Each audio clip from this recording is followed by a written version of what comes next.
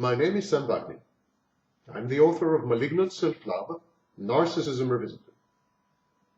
It is this time of year when I dust off my crystal ball and gaze into its depth fondly.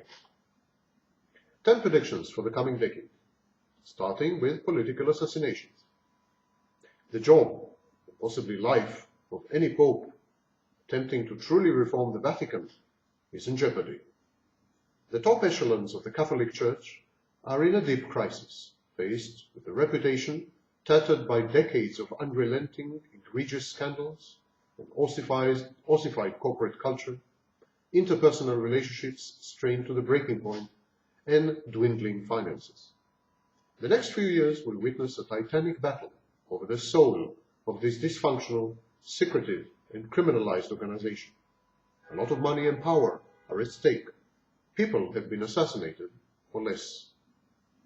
In general, the next decade will see a resurgence of political assassinations. Obama's policies lately on Cuba, remember Kennedy, put him at a growing risk.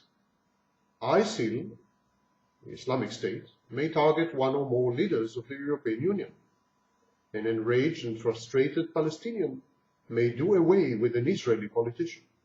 The list of targets is long and growing by the day. Back to safer ground, the euro. On November 24th, 2010, I published an article titled, "Italy Will Kill the Euro." 6 months later, credit rating agencies have downgraded Italy's outlook from stable to negative. Italy has never really recovered. It has endured another downgrade in December 2014. Like Greece, it is in worse shape than most members of the European Union. At 3% of GDP, it has an ostensibly sustainable budget deficit, but its external debt, now close to 170% of GDP, is higher in constant dollars than that of the most egregious wastrels in the bloc, Greece and Ireland included. Italy's banking sector is overexposed to borrowers in Central and Eastern Europe, a region habitually pendulating between recovery and economic calamity. If Italy goes Greece's and Ireland's way, the EU and the International Monetary Fund, already overextended by serial bailouts and with Greece on the brink of a second crisis, will be unable to stem the red tide. Italy may actually effectively default, and in the process ruin the euro and restore the US dollar to its erstwhile glory.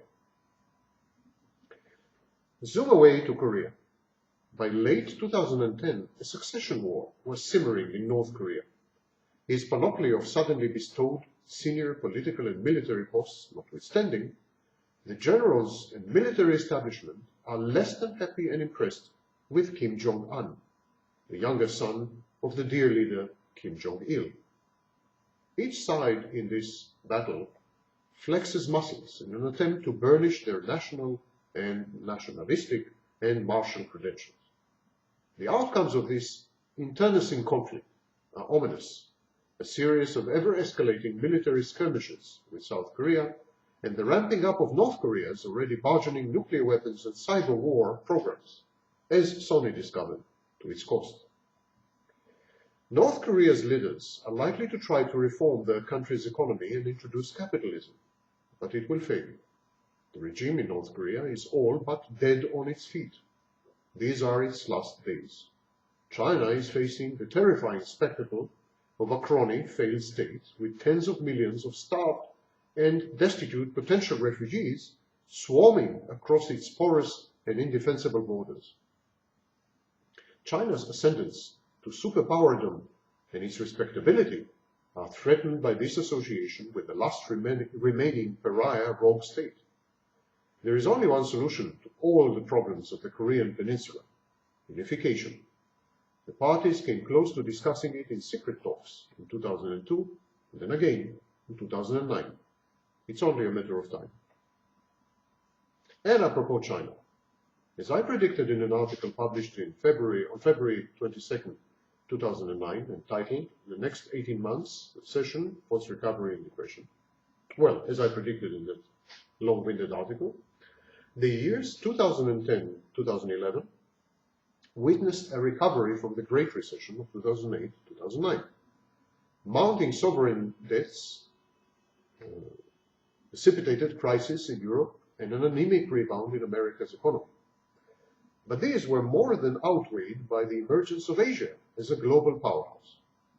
And yet the warning signs were there.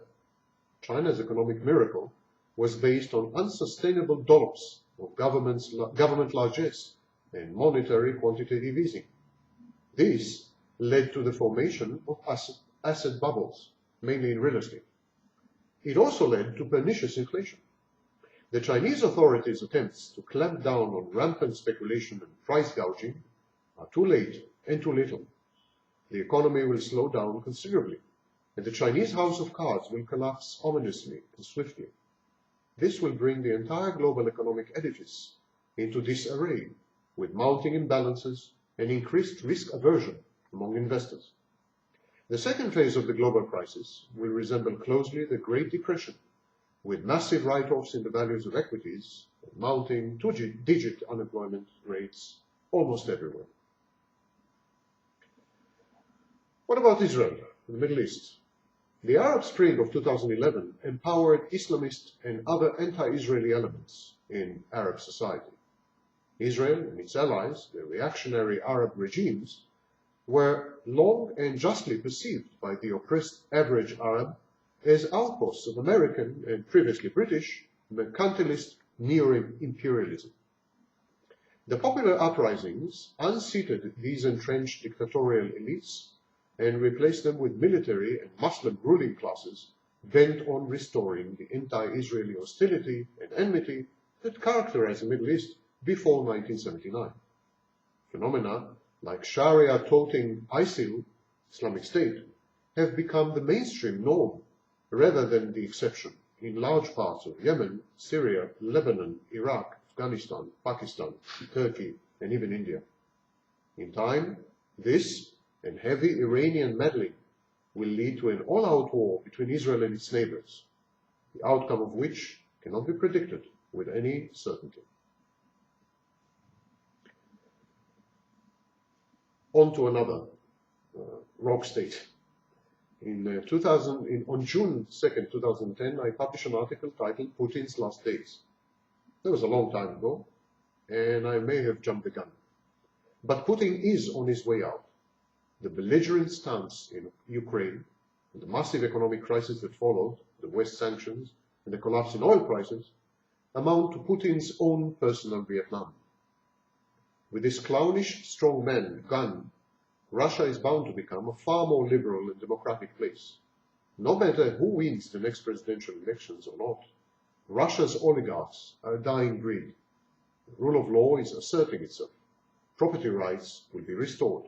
A new cadre of politicians, young, educated, self-confident and cosmopolitan, though not necessarily pro-Western, will take Russia forward and free it from pecuniary dependence on oil.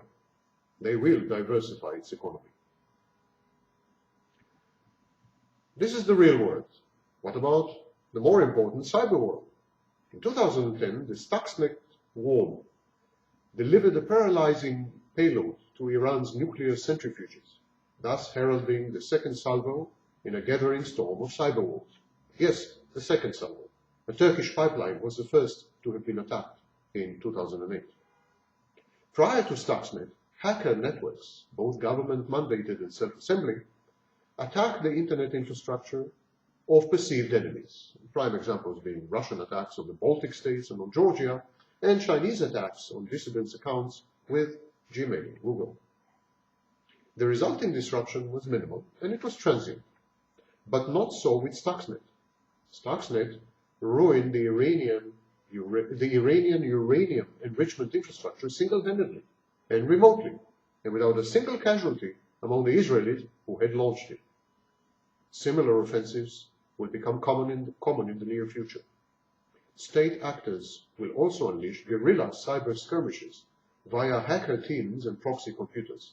The best example is, of course, North Korea's humbling of Sony in December 2014.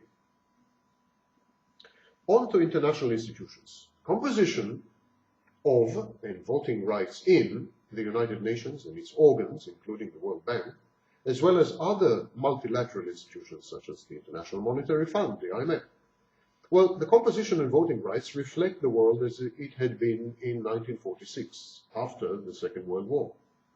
A lot has changed since then, most notably the emergence of Asia as the fastest growing region, both economically and militarily, and also the relative decline of an insular Europe and a depleted United States. Within the next few years, the upper echelons of the IMF and the UN will be revamped to reflect the gargantuan historic shifts. We will see Asians and Africans running the world. And apropos running the world, snubbed by the European Union and the United States alike, Turkey is reorienting itself.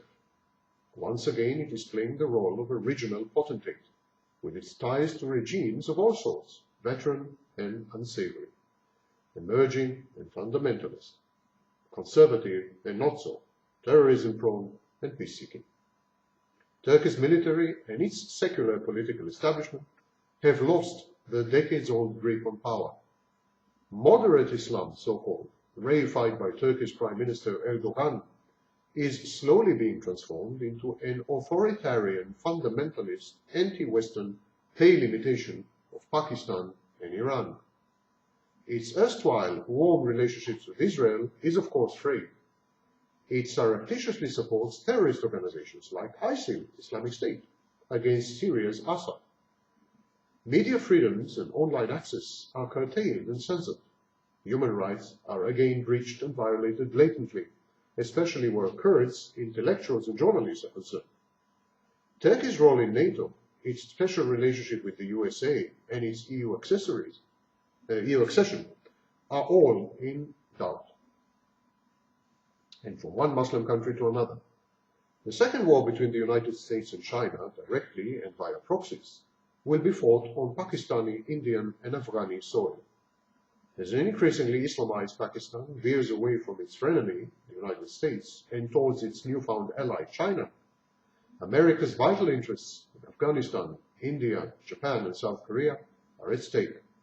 Skirmishes will evolve into full-fledged conflict, with a slate of nuclear powers as adversaries, Pakistan, India, China, Russia, who will back China, and the United States within NATO. So what can I say? Happy New Decade.